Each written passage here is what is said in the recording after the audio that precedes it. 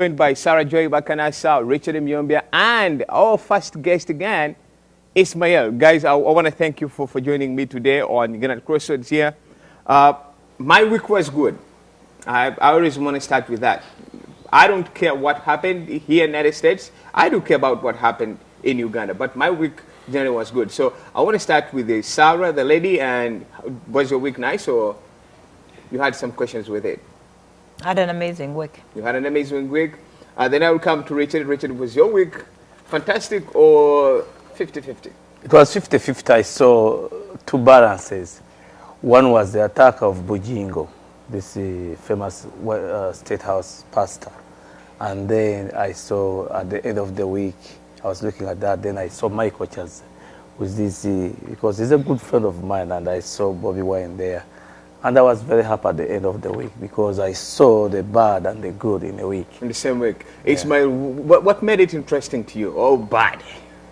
My week was fair, and because when you see the images that are going on in Uganda, sometimes we want to forget what's going on, but the images wash away everything else that could have made it good.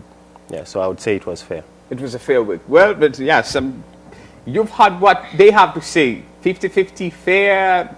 Mine was good, but of course things sometimes do not work out the way we planned. But let me start away from what's going on right now with the environment in terms of the climate and of course the floods that are going on in Uganda. Different businesses have been affected in different ways. You remember what happened in Lubuurwa. Now this has been going on for years. People die every year, and the government is like, okay, we are putting up settlement centers for them and all that. Nothing has changed. People are still dying in these areas. Do you, let me start with Sarah. Do you pick a leaf from what's going on in Uganda? Do you see any future progress if the government maybe invests some money in that sector? Oh, by the way, good evening, viewers from the east-west coast and our viewers watching us from Kampala, from all parts of the world, Africa, Uganda. Good evening to you all. I think, you see, when such things happen, people are going to tell you, oh, these are natural disasters. But the biggest question we should be asking ourselves, how is the government handling the natural disasters? Because, okay, let's assume natural disasters are meant to happen. Just like you see what happens in the United States. You've had fires in California. They happen. They are natural disasters. They happen because the heat is too much and it ends up into, you know, energy and ends up into fire. But the handling is the most important bit. Where Uganda is failing in terms of this quality disaster, because today there was a simple downpour in Kampala, because I happened to call someone and say, was that rain, did it rain for 3 days? No, they told me it was not even 5 hours of rain. But look at what has happened to Kampala. I've watched a taxi getting immersed in basically someone had to kick out the door for people to be pulled out of that taxi. I've seen someone who has been swept away and died in the water. We've seen one of the buildings in downtown Kampala it's immersed now in water. So what does it tell you? Yes, we are going to claim, oh, these are natural disasters. Rain is going to happen. You can't blame the government for rain, but we 100% blame the government for failing to control when these disasters happen. It is not the first time it is raining in Kampala. It is not the first time we are having mudslides in Bududa. It's not the first time we are having mudslides in Bondibujo. So how is the government? Is the government prepared enough to handle disasters when they happen? The answer is no. And we should be asking, what are they doing? Where have they failed? Because for the case of Kampala, it doesn't need rocket science. Why can't we get experts who understand how the drainage system works? Experts who are going to look at the city, the way it was built, the way it was put together, and put together a proper drainage system. As we are wasting money on the likes of Full Figure, on the likes of giving cars to the Bebekuls, to the Kusasilas, why don't we use that money and pay an expert? You mean all the students who come out from Makerere University, we lack someone who understands, why don't we put down students of Makerere University who are in that field? maybe urban planning, maybe maybe there's a segment or engineers. Why don't we get out a team of students and let us use them as a prototype to, you know, let them give us a prototype of, let them sit down, sit down. If we let's say we don't have money to hire experts, and they come up with, they go through the city, they tell us what needs to be done, because the problem of Kampala right now is the poor drainage system. You have a lot of sewage dumping. You have a lot of waste materials that end up into, you know, the wrong places. And you've had, again, government officials or people who are responsible in government building or taking over the waste, you know, areas that are supposed to be wetlands. Right. Look at Lugogo was, I think that's a ShopRite, was built in a wetland, and that land, from time when there were, you know, there were issues in that land, I'm told that land was given to Janet Museveni, or it belongs to her. So we've built in wetlands, so what do you expect? And we failed to work on the proper drainage system. So the problem is not the disaster. If disasters are meant to happen, do you know how to take care of the disasters? That's where government is failing, and we are going to blame it. Every time we are going to blame it when disasters happen, because it is their responsibility to control disasters or to come up with ways of how we control such disasters when they happen. All right, so Richard, I want to bring you in before I bring in Ismail. What is your take on what's going on? People are dying in Lubuurwa, people are dying in Kampala, businesses are collapsing every day just because of maybe the failure of the government to implement some of the policies in terms of improving the drainage system and all that. What's your take on that? There are two different issues. I'm a civil engineer by training. I'm back in school even now. Let me tell you something. There are two different scenarios, Kampala and this Lubuurwa and the Lubuurwa. For so long, Museveni, with his policy, has neglected the repairing of our ecosystem in Uganda.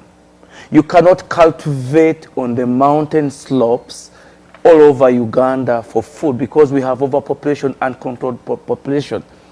That is the first thing we have to do. I'm going to give you an example of Rwanda, the next country, Rwanda. When Rwanda realized, Kagame realized that problem, immediately they started working. They had to shift the people and say, look, I'm going to give you an alternative places where you are going to cultivate and then stay for a while we are rebuilding our ecosystem, the wetlands, the slopes. These wetlands are the filters. These slopes are the ones that protect the mudslide for years and years. They are built by human beings. You need capital to go there and take people with spades and sururu and excavators and rebuild and protect. And then plant trees, plant vegetations. Then you are not going to lose your land because, for example, in Kasese, you can use this, you can build, you can plant passion fruits. These are not going to endanger the environment, but you are going to get out high use of income, even out of these things. Then Bududa, coffee, because Elgon is famous for coffee. The people are not going to lose. This has to be #1 policy. I'm going to give you an example. There is money in the United Nations put in there. Why can't Museveni go? Because I saw him recently going to Karamoja.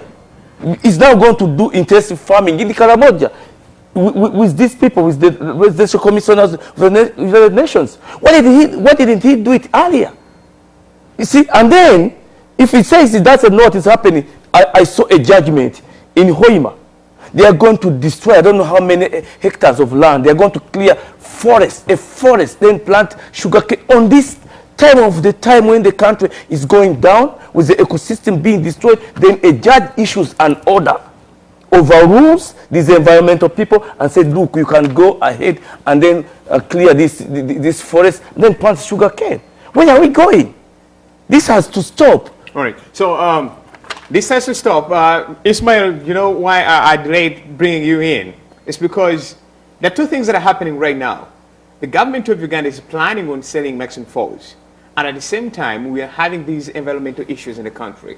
What is your take when you see things like that? Let me start with probably what Madame Kadaga said.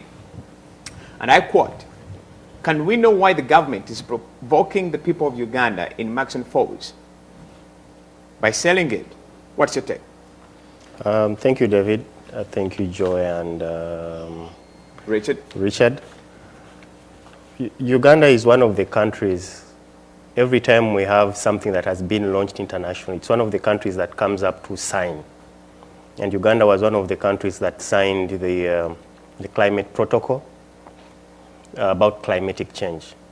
And it's very unfortunate, just like my friend Joy has said, that the government has failed to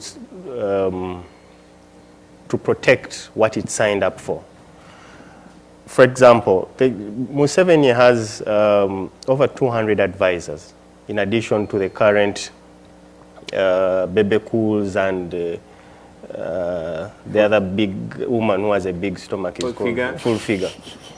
And I remember at one point when we had Jennifer Musin Kampala, everything was overhauled, and experts, civil engineers, city planners, all these people were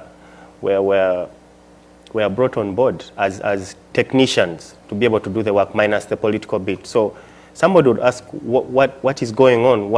How can a city be built? How can a country, like Richard was saying, how can a country be built on policies that are not working?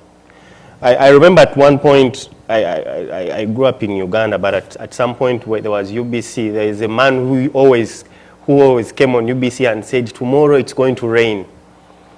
And I don't know if these people don't predict some of these things, or the predictions don't work, or, but there must be a way that the government should, and the only way is to get this guy out of office. Now, provoking Ugandans, I've read, they have already provoked it.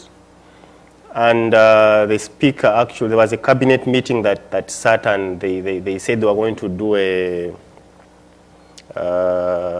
survey, a study about the use of, about the falls. Because their plan is Uganda, they need to produce as much as 360 megawatts of power. Right. But is power the main problem that we have in Uganda right now? That's the question I would ask. Is having more electricity the main problem that we're having right now? But this could be allegations, because the minister, one of the state ministers, Mr. Bahati, says that they're still doing a survey. So this was not a decision. They're still under process. So maybe the speaker was too quick to judge. The things in Uganda, by the time you hear it on the street, just know it's already in the process happening, or somebody somewhere has signed something about that. So, but if I may, the thing I would raise a question to Ismail. Don't Ugandans need more power for industrialization and the other activities? So isn't the government doing the right part in making sure these natural resources that can provide such a resource to the country can be utilized? I mean, it's just there, nobody's using it. So isn't it the right process for the government to take? How many dams? I was reading the budget for 2019-2020, and the lowest allocation on the budget was tourism, 0.1%. Can I answer you a question directly? For tourism. Right. And yet tourism is supposed to be one of the money generating activities. Just like you see how countries like Rwanda, they brand themselves on Arsenal t-shirts, visit Rwanda, because they are hoping, instead of depending on the loans that come in from outside, why don't we attract these people to come and spend, they see the thing, and Rwanda doesn't even have a lot of things. Right. Uganda has like a lot. The gorillas that Rwanda brags about, for lack of better word to use, they are both in Uganda and Rwanda. But Uganda, we have very many places where people can go. Why don't we use that money? Why don't we brand our country such that we don't have to depend on the loans? Just recently, I saw Museveni, Kutesa, and some other people, they were signing, it looked like a family business, but they were signing something on behalf of the whole of Ugandans. So the country, the member of parliament and the cabinet is not putting tourism as a priority. Otherwise, if we insist that the country, our MPs and the government should put tourism, then we don't need to borrow some of this money. But going back to what you're saying, right, I think it's very, very important that we need as people, we need to rally. Even if it's just Lugambo, we need to speak out, because whenever something happens, or you hear it on the street, at least in Uganda, Most times it has most times it has already happened. So I don't think it's Lugambo. And let me add a little submission. If we are going to go back and look at the distribution of electricity or power in Uganda, already we have we have the Ginger Dam. We have they destroyed another dam, another waterfalls in Jagali and Porape Dam. With all these dams that have been put up so far, is the problem with the electricity solved in Uganda? The answer is no. People still do not have electricity. There are areas in Uganda that don't have electricity. But the other thing, Uganda sells electricity to countries like Kenya.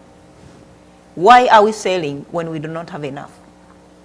So the issue of even saying, because Ugandans, you still have a community, you still have you still have a country where people are still in demand, and you're selling it to neighbors. So they would, if the issue is you need more electricity for industrialization, first consume what you have before even you sell it to neighbors, because the people you have back home could be gonna use it better in terms of either factory functioning and all that.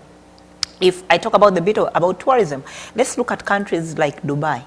Dubai is a desert. What is in Dubai entirely makes money on tourism. What is in Dubai that takes people to see?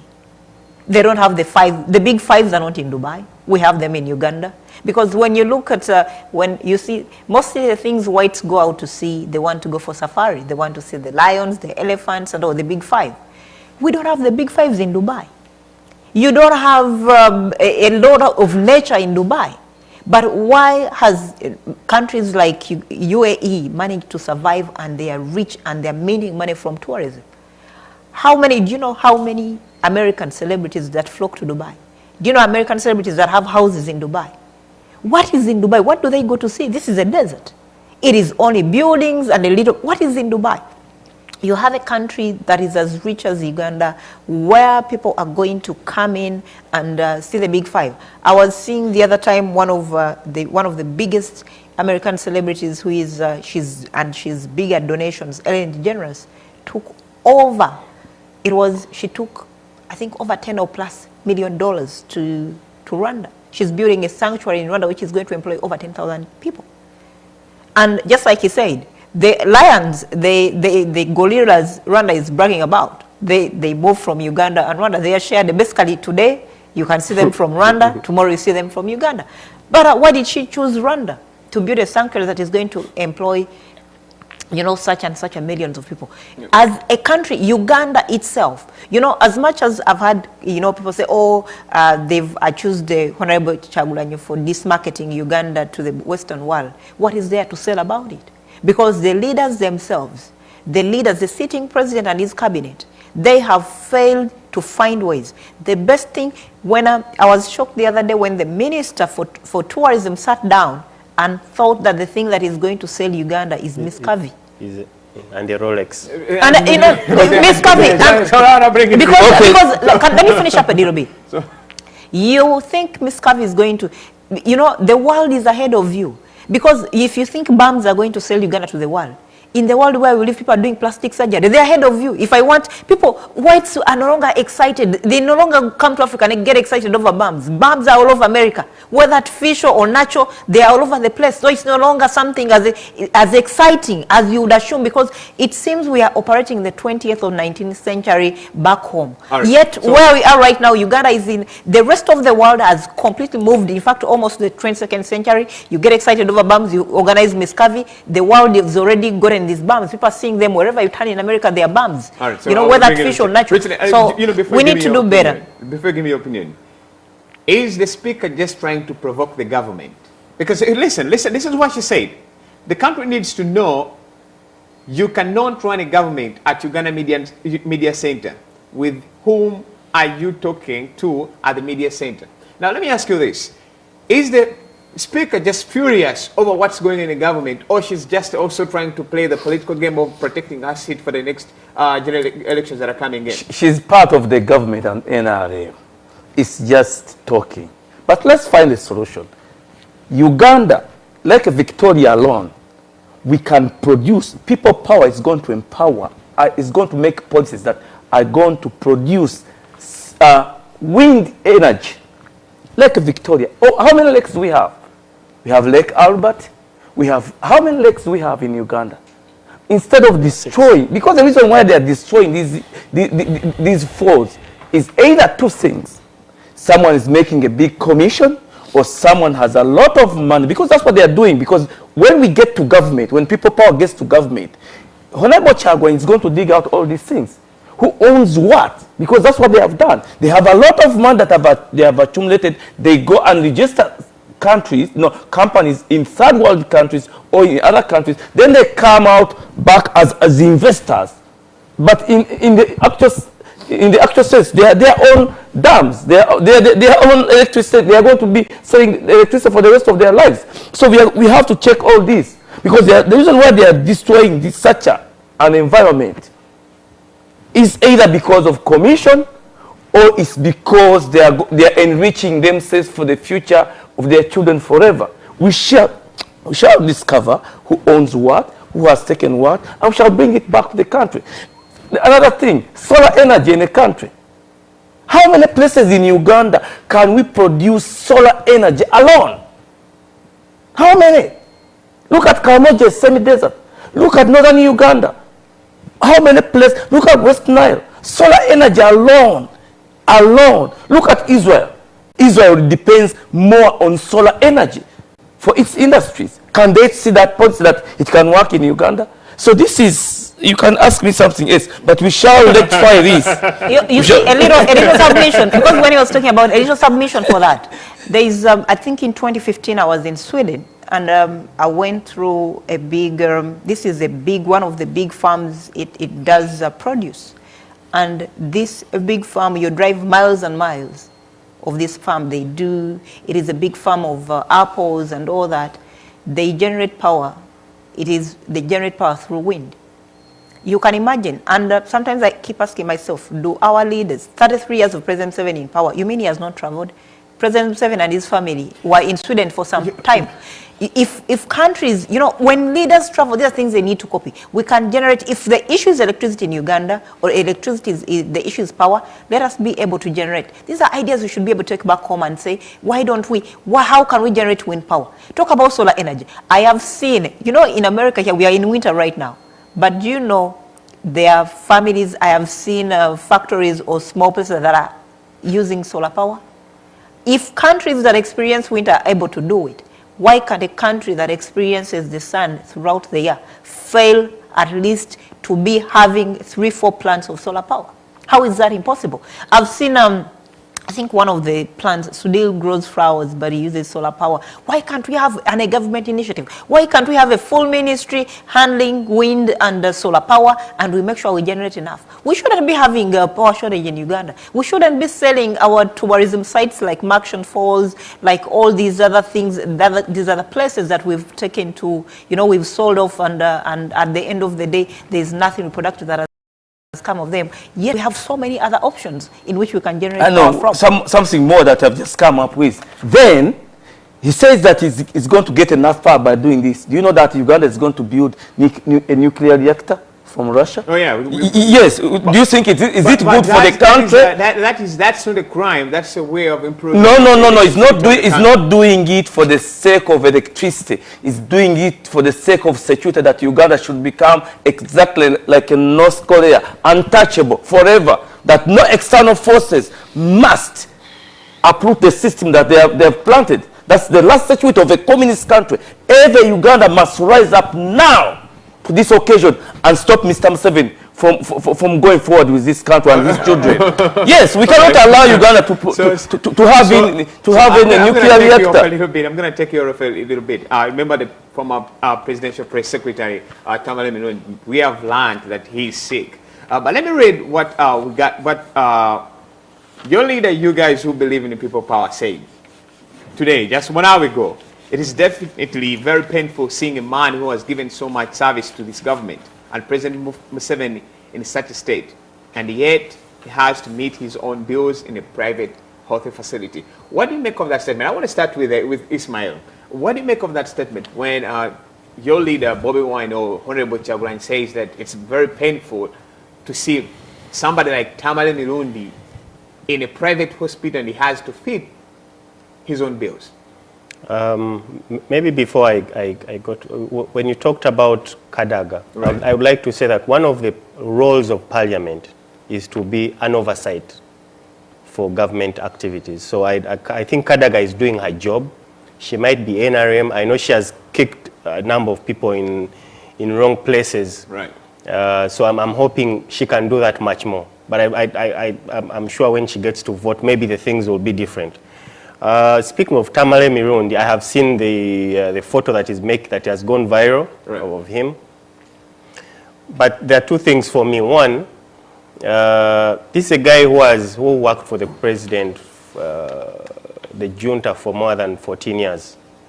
And he knows, and most of the time he used to call them mafias. That the mafia, at one time on one of the TV stations, he cried and said, "Bambi, the mafia don't come for me." So maybe the mafias now have decided to do what? To show up. But I think looking at Tamale Mirundi Tamale Mirundi is just one of the people that have worked for the president that have suffered in that way. There are very many other people. And this should be a time for people, the excited gang of people like Bebe Cools and what, to know that however much you do anything for this president, you are going to end up in a state like that. But I'm hoping that on his deathbed, Tamale Mirundi can help us and tell us the secrets that this guy has done all over the years. But the president, my president, having gone there, I think it's a good sign to represent all of us. If somebody says that he's just trying to buy votes from, especially those NRM supporters who believe in Tamale Mirundi, would that person be wrong? I think nobody believes in Tamale Mirundi, but most of the people are excited by what he says. And people power is not about different parties. People power is just everybody in Uganda is part of people power. You can be NRM and your people power. You can be DP and your people power. So, and we are hoping that the more we can pull more from NRM to join the camp, the faster we can take this. So you're confirming that this was a strategy? For me to visit a sick person is not a strategy. And in my religion, you get rewards to visit a sick person. And it's just in our culture where we come from, it's a good thing to visit. But Tamale Mirundi is one of the people that have come out to highlight the plight of Ugandans. He speaks truth to power. He's a person who had decided to look the devil in the eye and say what you're doing is wrong. So, and maybe he did it at a later stage in life. He could have done it much earlier. But out of respect for him and out of saying what other, he highlighted things like organ transplant, the black market. Right. Yeah, when everybody was saying these things are real, other people were saying, I think there is a hoax. So I wish him well. I don't wish anybody to die, but it should be a heads up to other people. There are people like Jennifer Musisi. One time she was the best lady in Kampala. She could just click her hand and Museveni would appear. The way she disappeared and she realized the lower parties behind is very hot. And other people. So it's just, for me, it's a wake-up call. It should be a wake-up call to other people who think they have arrived. When they can arrive at the president's table, they think they have arrived. I think it's a wake-up call for them to realize that what you're doing, you're not the first person who has done it. You won't be the last person. It's better to work for the country rather than yourself. All right, so sorry, you followed up on that story. What comes into your mind that when you see such a very determined man who believes in President Museveni, who believes in Uganda, now in a private hospital, despite the fact that the government has already said hospitals, national hospitals are always good. So what's your take on that? Definitely, we must accept Tamale Mirundi is an asset to Uganda. As much as he can be contradicting, but he has a lot of information that he brings to the table. It depends on what you want to pick out. He's definitely he puts out information with a little bit of comedy, a little bit of sarcasm, and which is interesting. But always, if you listen to him and you're willing to pick out the serious bits of Tamale Mirundi, he's an asset to the country. There's a lot he knows. There's a lot he's willing to share. And definitely, I can see can be a threat to so many people. Especially, I was following him up when he talked about the organ, circuit that was happening in Uganda, of which Ugandans have to be vigilant. It is very true, and it is happening in the world. You've seen warnings and alerts that have come up in America where they're warning black American, blacks, women and children are disappearing. And it's been believed that the captors are taking them for organs. So if it can happen in Uganda, especially when Ugandans are desperate, you want a job and all that. So, but the most important thing in all this is that we should look at our healthcare sector. Is just as, because there were so many issues, he was airlifted, he's in Kisubi, he's in a private hospital. What is wrong with our government institutions that are supposed to be empowered and facilitated, that we have people in our society that end up in private hospitals just because the other option is unbearable? I'll go back, dwindle back a little bit. Look at how the former chief of human rights died. He was at the roundabout of Mulago. Mulago Hospital would have been the perfect place for him to be treated in less than 5 minutes. But they had to drive him all the way to Case Clinic. So whoever was handling that, definitely they knew if they had taken him to Mulago, maybe Mulago doesn't have the facilities that they would have needed to save his life. Right. But again, driving from Mulago to Case Clinic, you can easily lose a person. So our health sector needs an uphold. We need to sit down.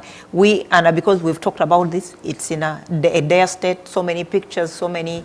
You saw one of the documentaries by the NBS guy. I don't know whether he's in NBS or NBS guy, the one who went undercover of how government drugs are being stolen in Seranja. So it is so absurd. Yeah, Richard, I want to bring in, but from there we are going to be discussing on Dr. Besje's court ruling. The judge asked him to go and seek for his audience. So we're going to go back to that. But Richard, your final take on Tamale Mirundi? Yeah, let me tell you. You're one person who doesn't agree with him. Yeah, let me tell you something that are listening to us tonight. Let me tell you. Tamale Mirundi, I think, for me, the way I see him, he has a liver problem because he has been over drinking. That's number one. We shall see next week. Those are speculations. No, yes. But let me tell you, you cannot control a population unless you have the best propaganda minister. Look at Adolf Hitler, Goebbels, Joseph Goebbels. Tamale Mirundi has done so much damage to Uganda that you don't know. You people like him because he's laughing, but to the ordinary person, the propaganda he has done on behalf of Museveni to stay in power has been so damaging to the country. He has just seen that Honorable Chagwanya has come to the scene, and now it's time for a maneuver that is now backtracking all his propaganda that the damage has been doing to the population. Giving himself a safe landing. Yes, but the next thing, let him see that money does not buy life. Because we are fighting for a better Uganda where we can live and our children. But every time Museveni has been doing something, killing people, everything wrong, because he is an audience, the audience like him with his propaganda, activism and everything he has been doing, then he comes and defends him. Now let him see that the money that he has made, all the wealth he has, cannot defend him. Let him pay his own bills. I don't hate him. But the damage he has done to the country with the propaganda of brainwashing people is so bad. So bad. So you don't believe in any... No, I don't believe. What we should be talking about is the dust, the roads in Uganda. Look at the roads in Uganda right now. Impossible. Don't you think that the Uganda National Road Authority doesn't know anything what to do with stabilizing all these roads? There is a reason we brought Tamale Mirundi in right now, because he's a very influential guy in the politics of Uganda. He is very...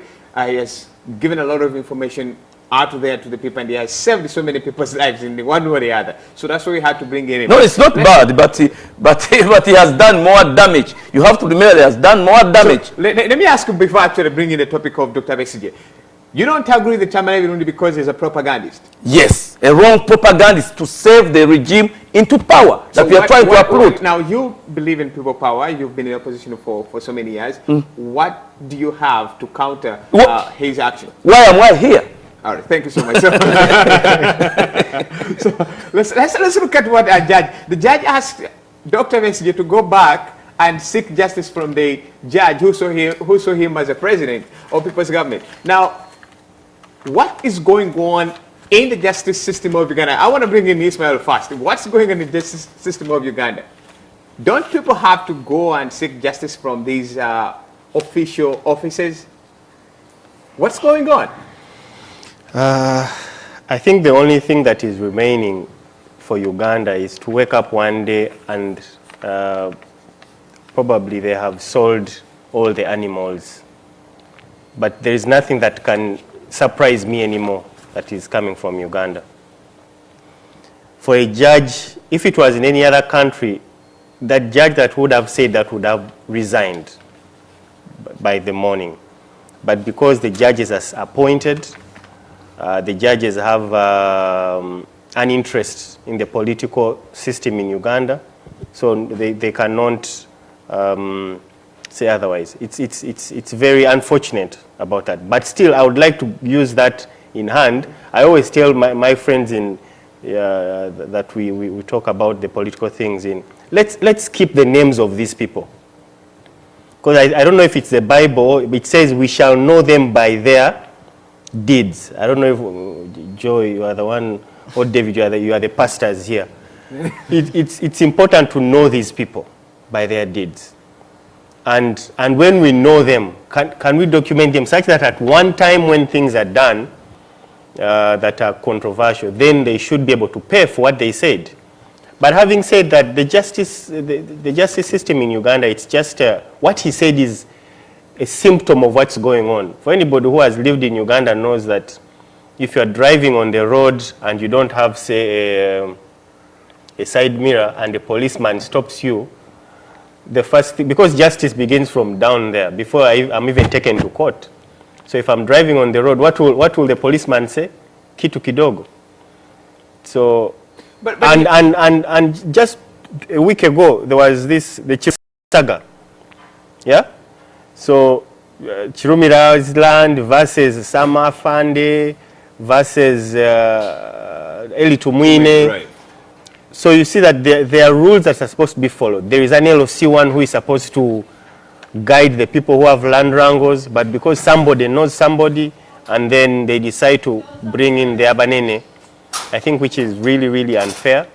But like I said, it's a symptom of what's going on. But you guys are doing what? You guys are complaining about a number of things You guys are complaining about a number of things, but the judge was very right. This is what just said. He said, if indeed the president of this country was not elected by the people of Uganda, having accepted their sovereignty set out in the Article 1 of the Constitution, it would follow that he has no power to appoint judges. Now, why do you say that President Museveni was not elected by the people of Uganda, but you go and seek justice from the judges he himself appoints? One of the things you must understand, as much as you have a sitting government that is breaking the law all the time, the opposition of people who are trying to see President Museveni go out of power are trying to, they are trying to keep the law, are trying to do the things right. And that's why you've had on so many occasions the likes of Honorable Kyagulanyi saying that we are going to use the proper means to take over power. We do not have guns. We do not believe in violence. We believe in using the proper means of taking over power. When Kyagulanyi started on letting Ugandans understand that it is important to have Ndagamuntu, that some people were fighting that. But it is important for Ugandans because that's the only tool that you're going to use to vote, until And when I had government say, oh, we don't need, you're not going to use in the government. So as much as the government on a number of occasions has broken the law, and they are still breaking the law because they've become lawlessness. You have a mafia government where it doesn't respect the law. That's why now you have judges that are appointed by the president that are saying, you know, and sometimes it takes away, because for someone to become a judge, it takes a lot of reading books. It takes a lot of education. For people who have seen so many blackboards and they are behaving like illiterates, it's so saddening. For me to hear that, I had the lady, the Nkonge, the doctor who gave the submission from the judge, and I was like, you're a doctor.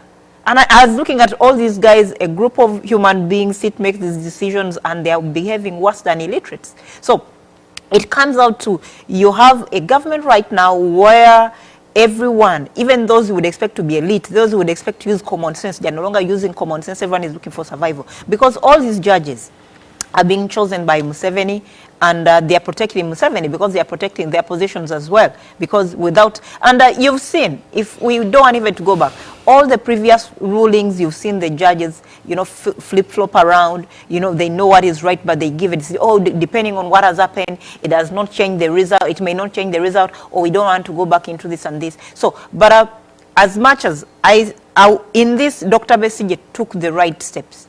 Yes, as much as we know very well, for the last 3 seasons. He took the right steps in a wrong place. Because is it a sitting? Is it a sitting? No, is it a sitting president? Dr. Besigye sworn in on, and this is on record, on May 11th, 2016, just a day before the official president was sworn in as a president. He sworn in himself. No, so but he is a president. But he's not a sitting president. We know him as the official president of the people's government. So yes, but how much power? How much power does he hold? Let's not confuse. I think the judges, they are still a mockery of the judiciary system. They know, definitely, they know whatever the judgment they gave, they know it is that they just made it just maybe to pass time or whatever. How much power does Dr. Besigye have? If he's sworn in himself as the people's president, how much power does Besigye? Is he the sitting president? Does he make decisions in Uganda? Does he own the judiciary? Does he own the police? Does he own the army? How many times have you seen him or say or do things that have been respected? If he's sworn in himself as president, why is he being tear gassed now and then? So he is not the president, just as he always in the virtual space. Yes, in the virtual I was thinking that actually what Dr. Besigye did, like what my friend Joy was saying, she's very right. Besigye from 2011, he tried walk to work because he has been trying to follow the rules. Yeah. He tried to do the demonstrations, they stopped him. He said, okay, fine, now I cannot do demonstrations. Can I please walk and just go to work? I've never seen somebody gain so much attention by walking. And this is a guy, even if he was walking, he wasn't calling people to walk with him. He said, I am going to walk to work. But you know what happened. And recently somebody decided that they need to also walk. I don't know why they were not tear gassed. Basically, even when he didn't want to go to court, he has always gone to court whenever they said, whenever he believed that the Electoral Commission has treated him unfairly. So what we are saying is, we are not, as people in opposition, as people power, as our colleague, the FDC, we are not going to go to the bush, like the 27 men who decided to go to the bush. We are in the bush right now. This is our bush, and the battlefield. This is our battlefield. And if these people want, we can do anything in the battlefield, including swearing in ourselves, as long as we put pressure on this guy, because these guys are not following any rules, like we have always realized. So why should we follow the rules? But if who comes to the crook, and we are in this nation, and we must seek the justice, we need to go back to those. So for me, it's like Joy was saying, it's very unfortunate that the judge could say that. But again, I would go back, I am not surprised. Yeah. Everybody knows what happened in the elections. of 2016, everybody is aware that Besigye won, but everybody who followed the petition that was held in Mbale, there were even reports that came out of how the president called to assure them, make sure you don't. We know, everybody knew that that was not going to happen. So I had a word here to say. Right. See, these things are there. It has taken long to build. I'm going to give you an example of Kavuma. Me and my friends, 3 other people. Kavuma, the former Deputy Chief Justice. Yes. Me, I'm the one. My money with 3 other people. We rented him Najana Nkumbi, the first place he held the Constitutional Assembly. I sponsored him to the Constitutional Assembly. Stephen Kavuma. Stephen Kavuma, I know him personally. The way he used to wear with his backpack. I know him with his chikapu. I saw him the way he climbed the ladder as a cadre to that place where Museveni wanted him. So what are we going to do? These things, all the judiciary has been compromised except the very few. What are we going to do? I'm going to give you an example to the proposed, because I've always said that for the new constitution that we are always asking Ugandans to make, there have to be safeguards for such a people. Where people power, Honorable Chagwan is not going to take over a government and work with these people. We have to have a constitution that recalls judges that we as the people to seek justice. That America has that system. They can recall you that we, the people, don't like that justice in our justice system. Then they vote and call you out of the system. Let me ask Finished. you, Richard, let me ask you a question. Yes. Why would you seek justice in a system you believe is wrong? No. Here's the thing, and this is what the judge said, and I want to quote what he said. That, okay, what he believes in. He believes if Besigye was able to swear himself as a president, he made a national assembly, he's in position to come up with a judicial system that supports his work. So why is he going into a judicial system that does not believe in his way of doing things to seek for justice? No. What he has been doing is just, he has been mocking them. Look, there was a judgment I was looking at. I never wrote it down. Of Kakonge, 1966 Kakonge. How Obote was taken to court of taking over the government of Mutesa. Did you know that there was such a judgment? Right. Yes. What happened? It's because the leader who was already in power had authority over these people. Either I rule against you and either lose my life or my job. What do you take? Let me submit it to bit. You must know is everything that is happening right now, even in the judiciary, exposes government and its arms of government. For a court or Supreme Court, whatever it was, to come up and put up statements like that, and coming from judges who are educated, who have been trusted with positions to handle cases, for them to see that, it exposes exactly the judiciary. In fact, this didn't do anything for Besigye. This really opened up for Ugandans and international community to see what kind of judicial system we have in Uganda. Because the kind of judicial system we have in Uganda does not work for Ugandans. It works completely for Museveni. Because just like I said, for judges who are respected and entrusted to handle issues, Besigye doesn't have a court of himself. Bobby Wine doesn't have a court of himself. But for a judge who was entrusted with a position, who went through all those blackboards to come up and say, oh, go and do things the unruly way, then it tells you what kind of judicial system we have, and it exposes government, it exposes the judiciary, just like you see the different arms of government have been exposed. And for us, this is good. They may think they are discouraging us, they are putting us down, but just imagine, how did the international community look at that?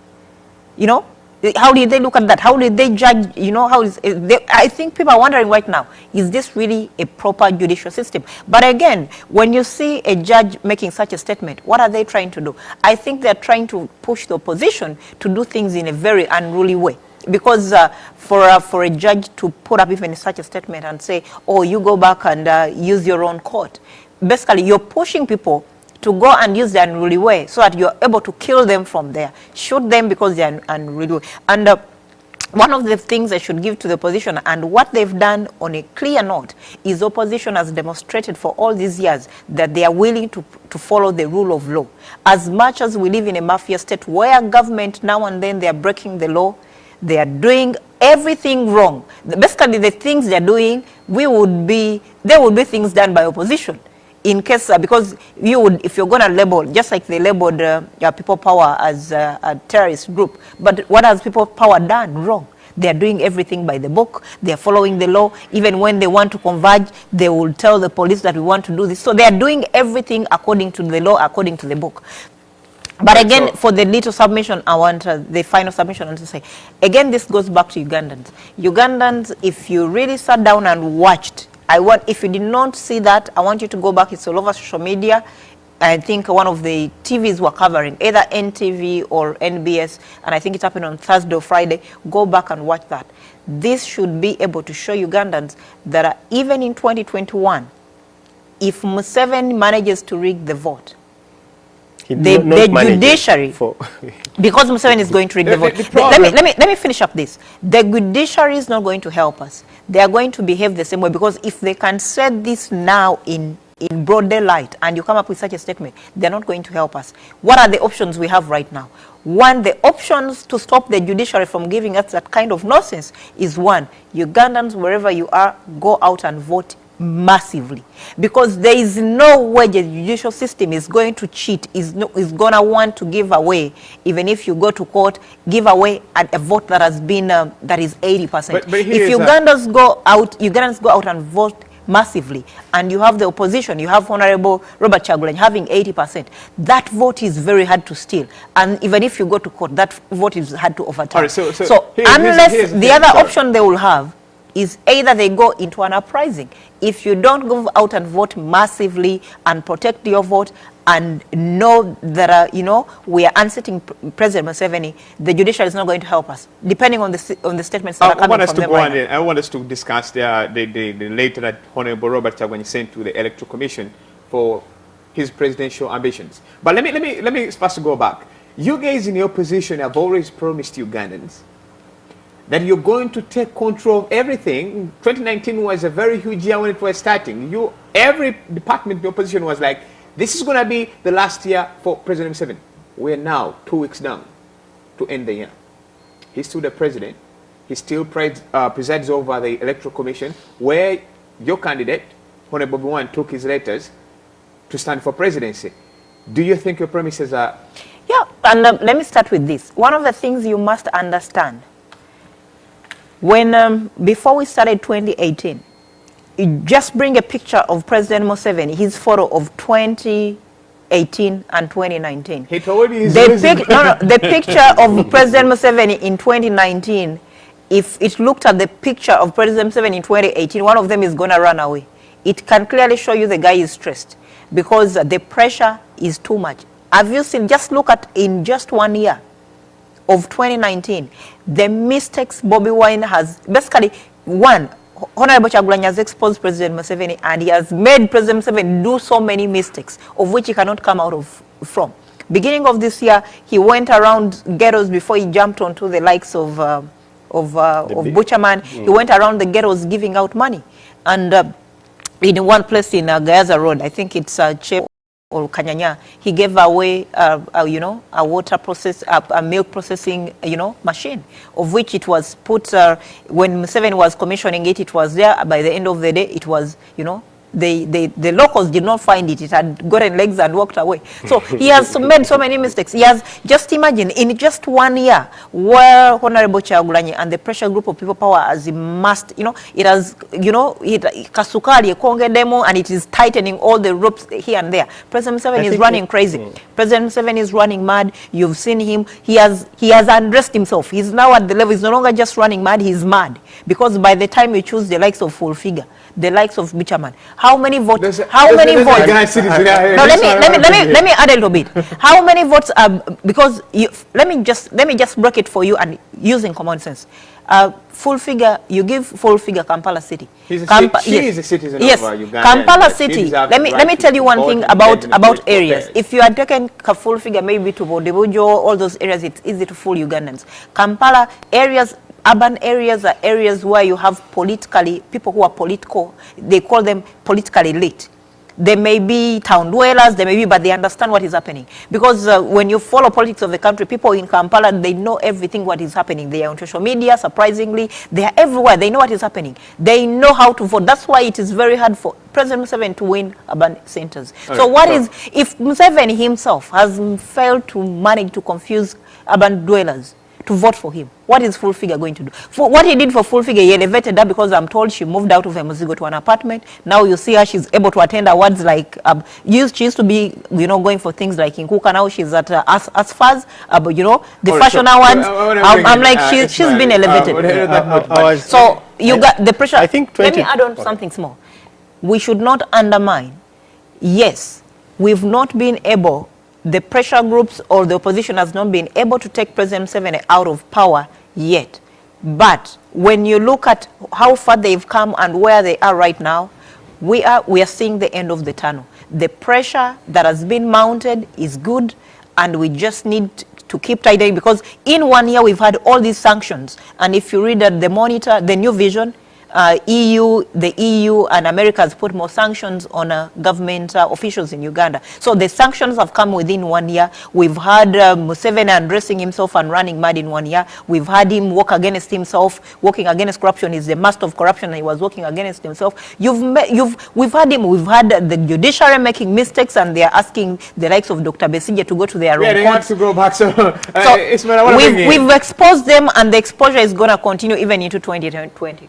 I think just like my friend Joy has been saying, 2019 has been a really good year. Kayihura was blacklisted. Just this morning, like she said, 17 EU and US, they have banned, or they have sanctioned some people, and their assets that they have here are going to be sold. I'm a very, on Twitter, I'm a very good activist for things like that. And I'm hoping that the likes of Bebe Cool, the ones who think the world is going on very well in Kampala. Bebe Cool's mother lives in the US. I'm hoping, I even put it on Twitter, I pray that she's deported such that she goes and enjoys what Bebe Cool is singing about in Kampala. I've written about it on Twitter. I've added in the US. I hope somebody, I know where she stays. I hope somebody deports her and then she goes. And I'm also hoping that the likes of all the ministers, everybody that is saying Uganda is good, I hope they are not given visas to the EU or the US. But having said that, 2020, I won't say much about what she said, because all that is well documented.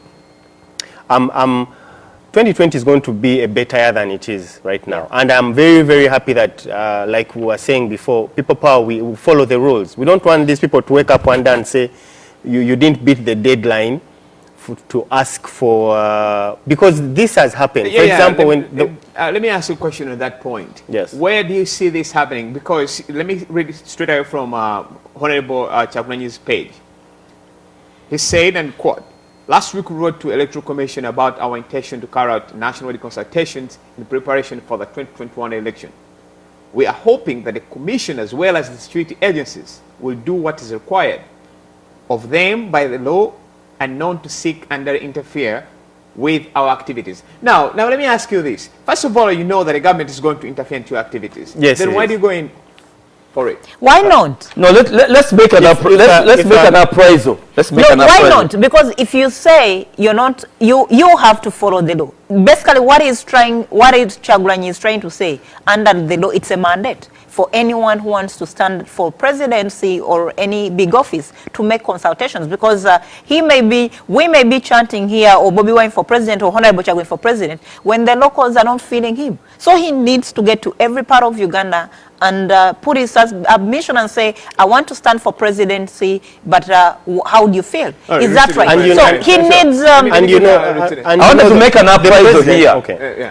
You say that 2019 is 2 weeks to go. The taking over power of the people power will take power at any cost. If it's cheating an election, there's going to be a mass uprising. You're going to cheat. No. I'm not yet finished. I'm going to give you my, I make an appraisal. Let you look at the ground, how it is reading now. You have Uganda at crossroads, like we are now. You have Rwanda that has woke up on Uganda corruption officials. Everything has been seized. They have nowhere to go. You have the international community against Museveni. Now you have this one, Honorable Kyagulanyi, going over to do consultation. The mistake of Museveni getting out of power is not going to come out of Honorable Kyagulanyi. It's going to come out of the mistakes and miscalculation of Museveni himself. Look at this Congo. There was a very powerful man in Zaire here, Mobutu Sese Seko, who was a bank. He was an invisible. But if you see the scenarios that happened when he was leaving power, when it's got timing, Honorable Kyagulanyi, you want to know that it's got timing for the change of Uganda. Whatever they do, they are going to lose the government, and so, people power is going to take over government. Let me have Ismail, then we will have to discuss about the upcoming debate that is going to take place today. What's your final take before we go into the debate? I was saying that most of the time, the government likes to provoke people. And the statement that Honorable Kyagulanyi wrote was very clear. The letter was submitted, and when I watched the speaker, the PR for the Electoral Commission, he said that there will be a response by Friday, which is yesterday. I wonder if the response has been given. And the police said they are waiting for the Electoral Commission to give a response. And in my head, of course, being the person, every Ugandan knows the response is an order from above. But we shall wait to get that order from above, and we shall work around what we get. But even if the order is given, we shall be very happy.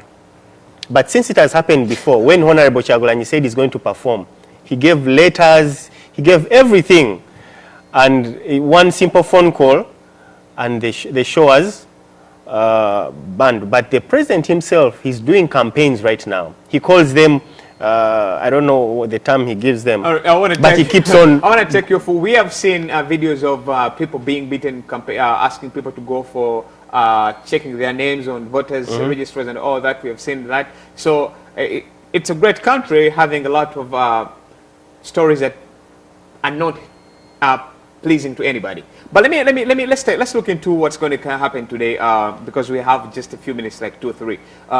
There is a debate.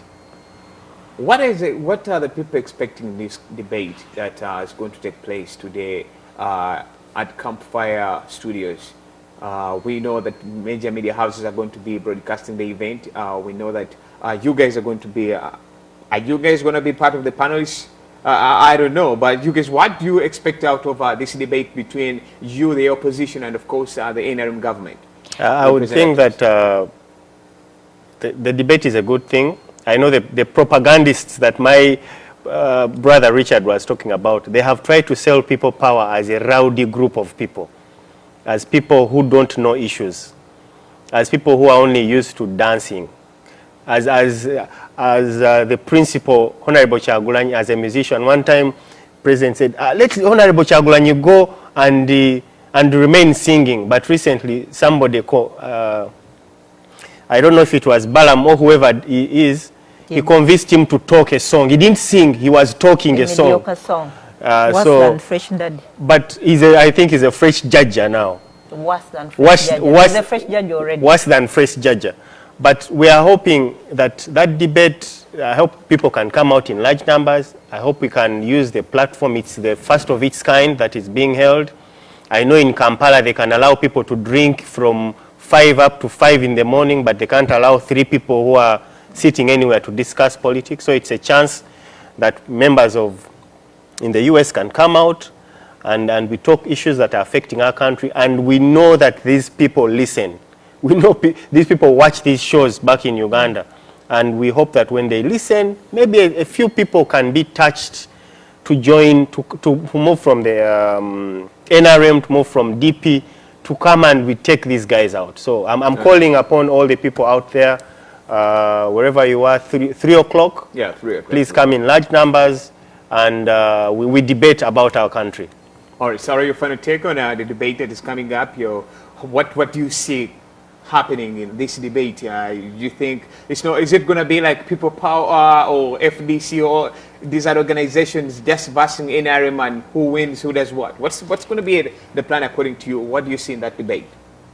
I think the major issue is not who wins. The major issue is not who is FDC, who is People Power. The major issue is discussing the issues that are happening in Uganda. And I think we're having, I don't know, I'm told some people from NRM are going to be here. Right. It will be very interesting to hear from them, you know, for them to tell me exactly what's happening, what is their government doing, and be able, because we have so many answers to the sitting government. Hope they are well equipped to answer them. Very many questions. Yeah, we hope they are well equipped to answer them. So I'm calling upon everyone out there to, if you're on Facebook, if you're not, I know people are gonna be in the studios with us. The public can come in, but if you're in Uganda, the debate is coming on at 3. I don't know what time is that in Uganda. It's 2 p.m. right now, but at 3 p.m. it's coming on. And it is going to be interesting because it is broad-based. We are discussing all sectors from health to public sector to education. So it's going to be, we are basically breaking down everything and having our NRM members in the house, maybe the things we feel, because most of the times we've been, as the opposition, we are highlighting what is going wrong. We know exactly what to do. We know the solution, because the solution to some of these problems is not rocket science. It's simple common sense. But we keep wondering, why are people in government not picking some of these simple solutions we are giving and implement them? Right. So maybe those are questions that are going to be answered by the NRM members this in debate that is going to take place today at 3. We have been waiting for this moment for many years. And I think we shall counterbalance them very, very well, very, very well, because all their policies in Uganda and abroad is wrong. All right. So we shall. So, okay, so I want to thank you. We have a lot to talk about, but we'll be here next Saturday and we will have more discussion about the trending things that happen politically. And to our viewers, we want to thank you so much for always watching Uganda at Crossroads. Now, today there is a debate here in our Campfire TV studios, and of course, there are different media houses that are going to be broadcasting it live from here. It's going to be an opposition versus NRM, but the most important part, it's not just who wins the debate.